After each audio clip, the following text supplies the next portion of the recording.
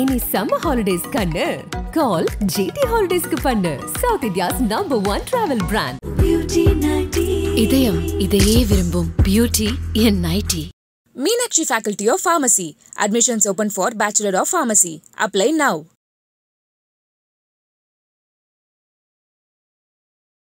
ஒரு லேடி இருக்காங்க. அவங்க வந்து கல்யாணம் ஆகி அவங்களுக்கு ஒரு குழந்தை இருக்குது. அந்த குழந்தையும் அந்த கணவரையும் விட்டுட்டு ரெண்டாவதாக ஒருத்தரை வந்து நம்பி அவர் கூட வந்துடுறாங்க.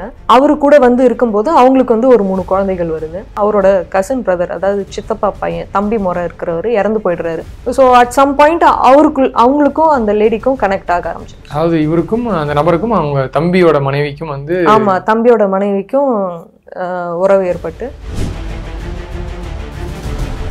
தம்பி மனைவி கூட இருந்து பழகி குழந்தை பிறந்துடுது இல்லையா. குழந்தை பிறந்ததுக்கப்புறம் அவங்களோட பசங்க, அந்த மனைவியோட தம்பியோட பசங்க இருக்காங்க இல்லையா, அவங்களாம் வந்து நீ என்ன பண்ணுறாங்க, அந்த இடத்துல இருந்து இவரை எல்லாருமே சேர்ந்து துரத்திடுறாங்க. 3 குழந்தைங்க பிறந்த பிறகு அந்த பக்கத்தில் யாரோ ஒருத்தவங்க குடி வராங்கன்னு சொல்லி அவர் கூட பழக்கமாகி அவர் கூடயே அவங்க வந்து குழந்தைங்கள தன்னோட கணவர்கிட்டயே விட்டுட்டு ரெண்டாவதாக ஒரு கணவர் கூட போயிடுறாங்க. கடை நடத்திட்டு இருக்கும்போது அங்கே ஒருத்தர் கூட அவங்களுக்கு வந்து பழக்கமாகுது. 3ஆவதாக ஒருத்தருடைய பழக்கமாகுது. இதை வந்து அவரோட 2வது கணவர் வந்து சுத்தமாக ஏற்றுக்கவே இல்லை. நீ அந்த மாதிரி பழகிட்டு இருக்கனா வீட்டுக்கே வராத அப்படின்னு சொல்லிடுறாங்க. ஸோ இந்த 3ஆவதாக பழகிட்டு இருந்தார் இல்லையா, அவர் வந்து விட்டுட்டு போயிடுறாரு. ஒரு இடம் சரியில்லைன்னு சொல்லி தான் இன்னொரு இடத்துக்கு போனாங்க. அங்கே அவங்களுக்கு தேவையானது எல்லாமே அமைச்சு வாழ்க்கையும் இவ்வளோ காலம் ஓடினதுக்கு அப்புறமும் 3ஆவதாக ஒன்று தேடிட்டு போய் இப்போ ஒன்றுமே இல்லாமல் எங்கே ஸ்டார்ட் பண்ணாங்களோ, ஸ்டார்டிங்கில் வருமானமே இல்லை, வசதி இல்லை அப்படின்னு சொல்லிட்டு தான் போனாங்க. மறுபடியும் அந்த ஸ்டேஜ்க்கே வந்து அந்த லேடி வந்து நின்றுட்டாங்க. வணக்கம் அட்வொகேட் சரண்யா மேம். பொதுவாக நம்ம டிஸ்கஸ் பண்ணுற கேஸுங்க எல்லாமே திருமணத்தை மீறிய உறவுகள், அதனால் ஏற்படக்கூடிய சிக்கல்களை பற்றி நிறைய கேசஸ் பேசியிருக்கோம். அதை தாண்டி இந்த மாதிரியான சிக்கல்கள் வந்து குழந்தைகளையும் நிறைய பாதிக்குது. ஸோ அந்த மாதிரியான வழக்குகள் ஏதாச்சும் இருக்கா? எஸ், இந்த மாதிரி வழக்கு நான் ஆல்ரெடி லாஸ்ட் எபிசோடில் கூட ஒரு பையனோட கண்டிஷன் பற்றி நான் உங்களுக்கு சொல்லியிருந்தேன்.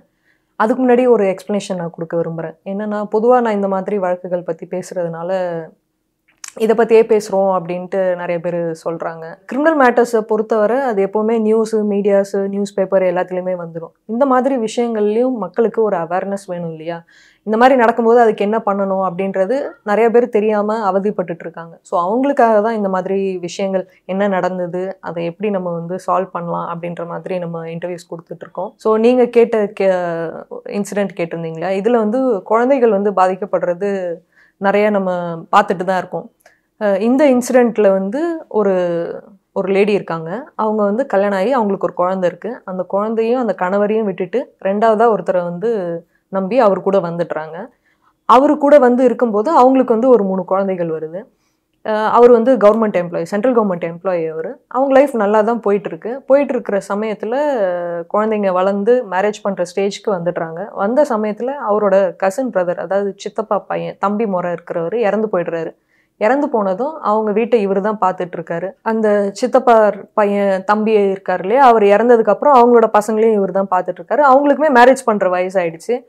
ஸோ அட் சம் பாயிண்ட் அவங்களுக்கும் அந்த லேடிக்கும் கனெக்ட் ஆக ஆரம்பிச்சு. அதாவது இவருக்கும் அந்த நபருக்கும் அவங்க தம்பியோட மனைவிக்கும் வந்து ஆமாம், தம்பியோட மனைவிக்கும் உறவு ஏற்பட்டு அது போயிட்டு இருக்கு. இது போய் என்ன ஏஜ் மேம்? ஆக்சுவலாக பசங்களே வந்து திருமணம், ஆமாம், இவருக்கு வந்து ரிட்டையர்மெண்ட் ஆக போகிற ஏஜ் வந்துருக்கு. 50 வயசுலாம் தாண்டிட்டாரு. தாண்டினதுக்கப்புறம் அவங்க கூட கனெக்ட் ஆகி அவங்களுக்குள்ள ஒரு குழந்தை உருவாகி குழந்தையும் பிறந்துடுது. தம்பி மனைவி கூட இருந்து பழகி குழந்தை பிறந்துடுது இல்லையா. குழந்தை பிறந்ததுக்கப்புறம் அவங்களோட பசங்க, அந்த மனைவியோட தம்பியோட பசங்க இருக்காங்க இல்லையா, அவங்களாம் வந்து நீ வீட்டில் இருக்கக்கூடாது, இவர் வீட்டில் இருக்கக்கூடாது, ஏன்னா அவங்களுக்குலாம் பொண்ணு மாப்பிள்ளை எல்லாம் பார்க்க ஆரம்பிக்கிறதுனால இவர் வீட்டில் இருந்தால் நல்லா இருக்காது அப்படின்னு சொல்லிட்டு இந்த வயசில் குழந்தை பெற்று வீட்டில் வச்சுருக்கேன்னு சொல்லி அவரை வந்து வீட்டை விட்டு துரத்திடுறாங்க.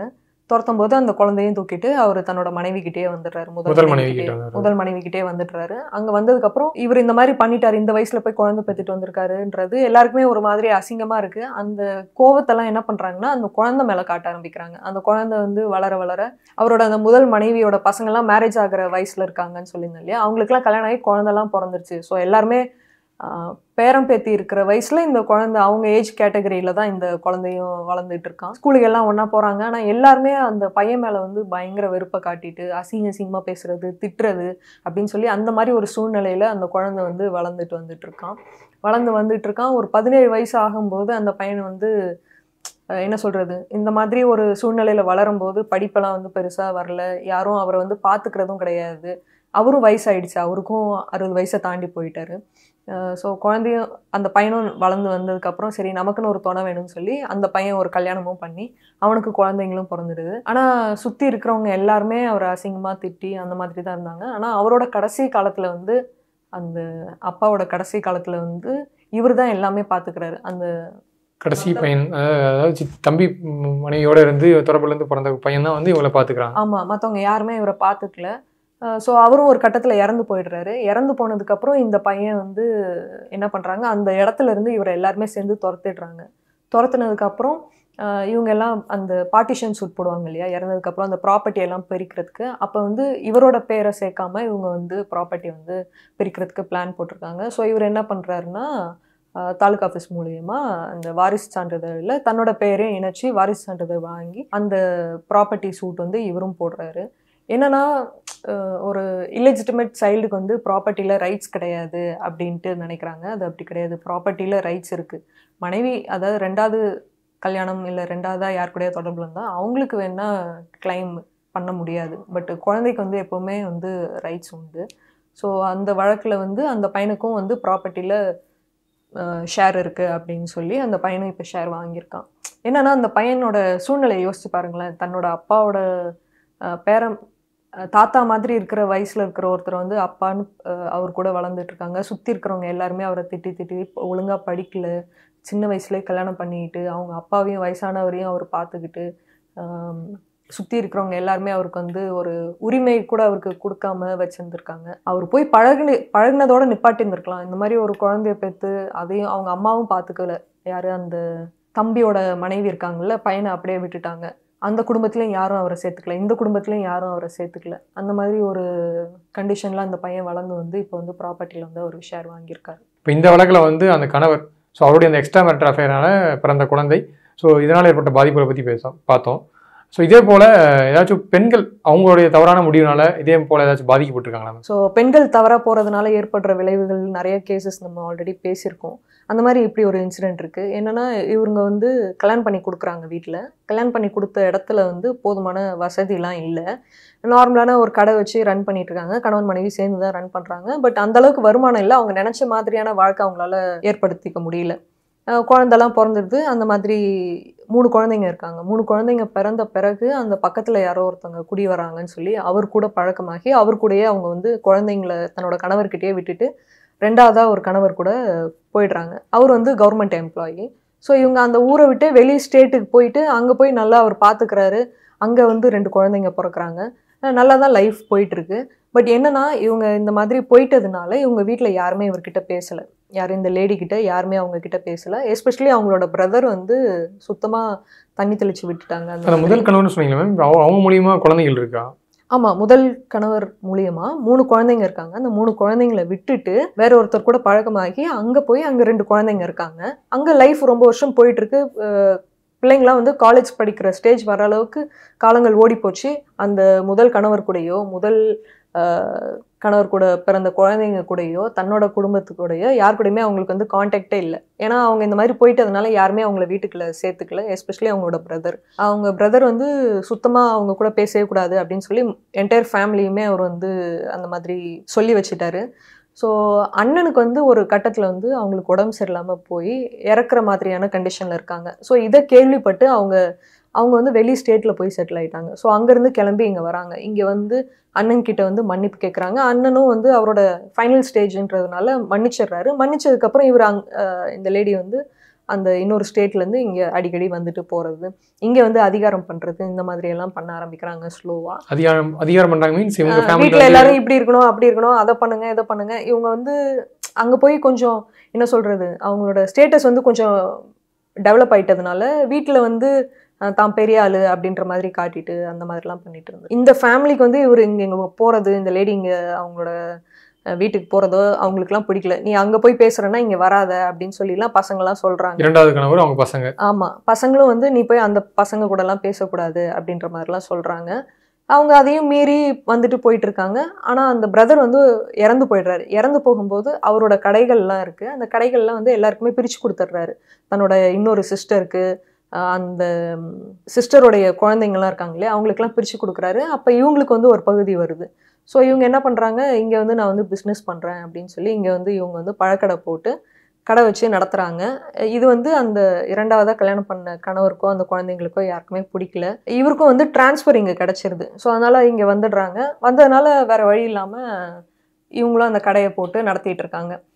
கடை நடத்திட்டு இருக்கும்போது அங்கே ஒருத்தர் கூட அவங்களுக்கு வந்து பழக்கமாகுது. 3ஆவதாக ஒருத்தருடைய பழக்கமாகுது. கிட்டத்தட்ட நீங்கள் சொன்ன மாதிரி பார்த்தீங்கன்னா ஏஜ் எல்லாமே வந்து அது பசங்க எல்லாமே வந்து கல்யாண வயசில் இருக்கு. ஆமாம், கல்யாண வயசில் இருக்காங்க. அந்த முதல் கணவரோட இருக்கிற 3 குழந்தைங்களும் அவங்களும் கல்யாணம் பண்ணியிருக்காங்க. அதில் ஒருத்தருக்கு கல்யாணம் ஆயிடுச்சு. ஸோ இந்த மாதிரி எல்லாருமே கல்யாணம் பண்ணுற வயசில் இருக்கிற பசங்க இருக்கிறாங்க. அந்த மாதிரி இருக்கிற ஸ்டேஜில் இவங்க வந்து 3ஆவதாக ஒருத்தர் கூட பழகுறாங்க. இதை வந்து அவரோட 2ஆவது கணவர் வந்து சுத்தமாக ஏற்றுக்கவே இல்லை. நீ அந்த மாதிரி பழகிட்டு இருக்கனா வீட்டுக்கே வராத அப்படின்னு சொல்லிடுறாங்க. இவங்க வந்து நமக்குன்ட்டு கடை இருக்குது, நம்ம வியாபாரம் பண்ணுறோம், நமக்குன்னு ஒரு வருமானம் வருது, நம்ம எதுக்கு இவங்க கூட போய் டிபெண்ட் பண்ணி இருக்கணும் அப்படின்ற ஒரு மனநிலை வந்து அவங்களுக்கு வந்துட்டு என்ன பண்ணுறாங்கன்னா, இந்த 3ஆவதாக இருக்கிறவர் கூட ஸோ அந்த 2ஆவது கணவரும் வீட்டில் வந்து சேர்த்துக்கவே இல்லை. ஸோ இந்த 3ஆவதாக பழகிட்டு இருந்தார் இல்லையா, அவர் வந்து விட்டுட்டு போய்ட்றாரு. விட்டுட்டு போனதும் இந்த கடையில் இப்போ உட்காந்து வியாபாரம் பார்த்துட்டு தனியாக தான் இருக்காங்க. இப்போ யாருமே அவங்கள வந்து சேர்த்துக்கவே இல்லை, இவங்க தொடர்ந்து இந்த மாதிரி பண்ணிகிட்டு இருந்ததுனால. இப்போ வந்து அவங்க வந்து எந்த வழியும் இல்லாமல், போகிறதுக்கு இடமே இல்லாமல், அவங்க அந்த வியாபாரமும் பெருசாக இல்லை. ஒரு இடம் சரியில்லைன்னு சொல்லி தான் இன்னொரு இடத்துக்கு போனாங்க. அங்கே அவங்களுக்கு தேவையானது எல்லாமே அமைச்சு வாழ்க்கையும் இவ்வளோ காலம் ஓடினதுக்கப்புறமும் 3ஆவதாக ஒன்று தேடிட்டு போய் இப்போ ஒன்றுமே இல்லாமல் எங்கே ஸ்டார்ட் பண்ணாங்களோ, ஸ்டார்டிங்கில் வருமானமே இல்லை, வசதி இல்லை அப்படின்னு சொல்லிட்டு தான் போனாங்க. மறுபடியும் அந்த ஸ்டேஜ்க்கே வந்து அந்த லேடி வந்து நின்றுட்டாங்க. எதனால் இந்த மாதிரி பண்ணுறாங்க அப்படின்றது நமக்கு தெரியல. குழந்தைங்களையாவது கொஞ்சம் யோசிச்சிருக்கலாம். கிட்டத்தட்ட ஒரு 5 குழந்தைங்கள அப்படியே விட்டுட்டாங்க இவங்க. எப்படி அந்த மாதிரி போகிறாங்கன்றது தெரியல.